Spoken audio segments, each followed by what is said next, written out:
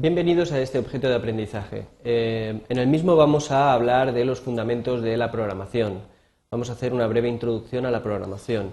¿Qué es programar? Realmente programar es una visión muy distinta a la que tienen habitualmente los usuarios de los ordenadores, dado que programar debe de indicar al ordenador cómo debe de resolver un problema. Un programa es en realidad una secuencia de instrucciones que le indican en cada momento qué debe de hacer para resolver ese problema. Estas instrucciones son instrucciones muy precisas, es decir, son instrucciones con una semántica muy definida. Los programadores, a la hora de efectuar su tarea, la de programar, pues no pueden dirigirse al ordenador en su lenguaje, no pueden indicarle de viva voz qué es lo que deben de hacer. Tampoco es muy práctico dirigirse al ordenador en términos de lo que éste entiende, que son ceros y unos. Por lo tanto, lo que se hace en realidad es utilizar una solución intermedia, que son los lenguajes de programación. Si contemplamos la evolución que han seguido estos lenguajes de programación, podemos ver que los primeros antecedentes se realizaban mediante o bien clavijas, que eran simplemente conexiones, o bien mediante tarjetas perforadas. Este tipo de manera de especificar un programa a un ordenador, pues fijaros que constituye pues, un método muy vasto, muy primitivo, muy parecido a darlo a ceros y unos. En la posterior evolución que sufrieron los lenguajes de programación, pues hablamos de otros lenguajes como el lenguaje ensamblador, donde lo que se sustituyen son esos ceros y unos por determinados mnemotécnicos, es decir, determinadas combinaciones de palabras muy simples que prácticamente tienen una traducción directa a ceros y unos. Este tipo de lenguajes constituye lo que se denomina lenguajes de programación de bajo nivel, porque al hablar de bajo nivel nos estamos refiriendo a que nos bajamos un poco a lo que entiende la máquina. En contraste con lo que tenemos ahora, que se denominan lenguajes de programación de alto nivel. Son lenguajes de programación de alto nivel porque nosotros podemos especificar las acciones que queremos que realice nuestro ordenador de una manera mucho más amplia, de una manera pues mucho más cercana a cómo entendemos nosotros la solución al problema. Aquí tenemos un ejemplo. En este lenguaje de programación, que es el lenguaje ensamblador, como decíamos, lenguaje de bajo nivel, pues para, por ejemplo, sacar por pantalla el mensaje Hola Mundo, que sería uno de los programas más simples y básicos que podemos hacer en cualquier lenguaje de programación, pues tenemos toda esta serie de nombres que a través de un programa se traducen a esos ceros y unos, que es lo que realmente entiende un ordenador. Si lo comparamos con lo mismo realizado en un lenguaje de alto nivel, como puede ser Python, pues obtenemos que todo ese comportamiento lo podemos obtener simplemente con una instrucción o sentencia, lo que pues, clarifica un poco la diferencia entre un lenguaje de bajo nivel y uno de alto nivel. Fijaros, los lenguajes de programación pues, realmente es una manera de especificar la solución a un problema que no es entendible directamente por el ordenador. Es como un compromiso entre los ceros y unos y nuestro lenguaje natural. Necesita de un proceso de traducción que traduzca ese lenguaje de programación, es decir, todas las acciones que hemos puesto utilizando ese lenguaje de programación en ceros y unos, que al final es lo que entiende nuestro ordenador. De hecho, estos lenguajes de programación, pese a que utilizan nombres sacados o extraídos de nuestro lenguaje, o del inglés más bien, sí que están sometidos a unas reglas de sintaxis y unas reglas sintácticas y semánticas muy fijas y que hay que respetar, dado que si no las utilizamos bien, pues nuestro programa no se puede traducir o se traducirá con errores, como comentaremos ahora. Este traductor, el programa que se encarga de traducir la especificación de nuestro programa a ceros y unos, se llama compilador.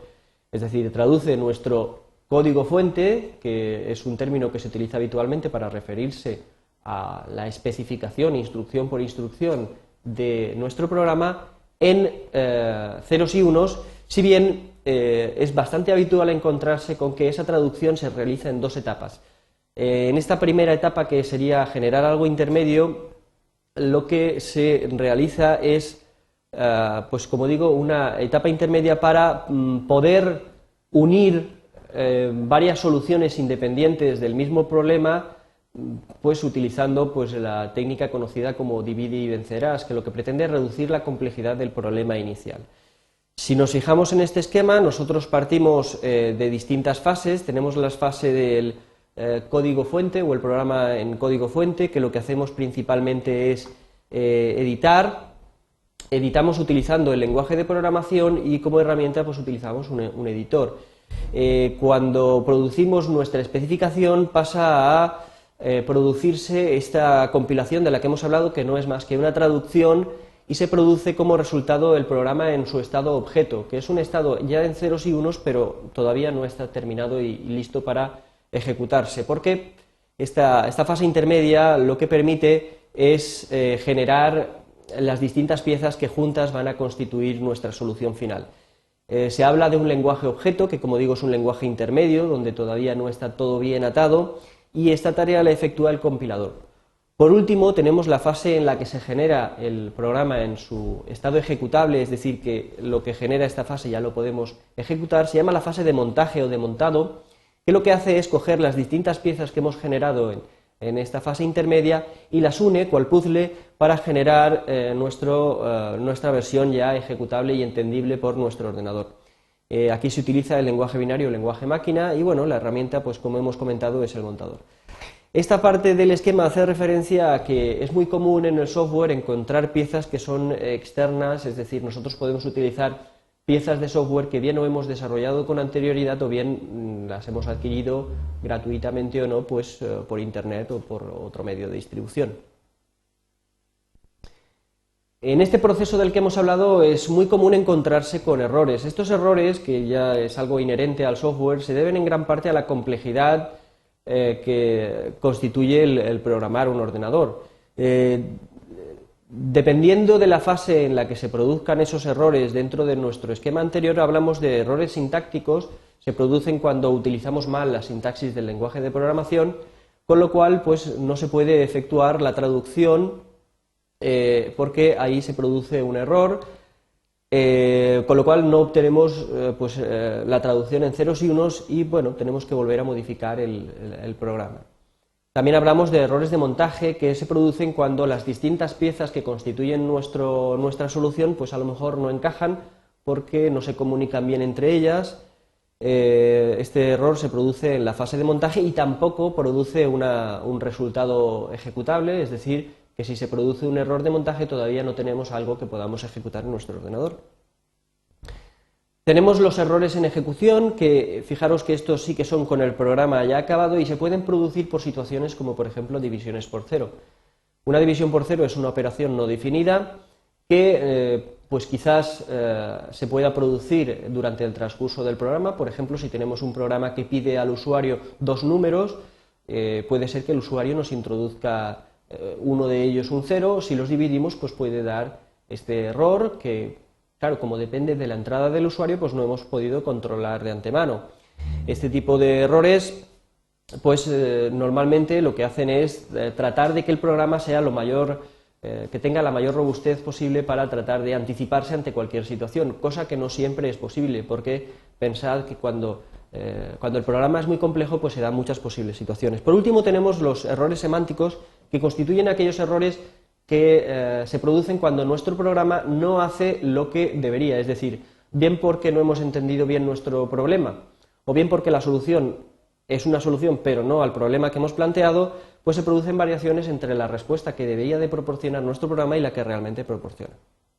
Fijaros que los errores más fáciles de detectar son los que se producen en las primeras fases, puesto que tanto el compilador como el montador se quejan, ¿no? Dan un error y nos indican que hay un problema de entendimiento y que no pueden generar no pueden generar el programa en su estado ejecutable.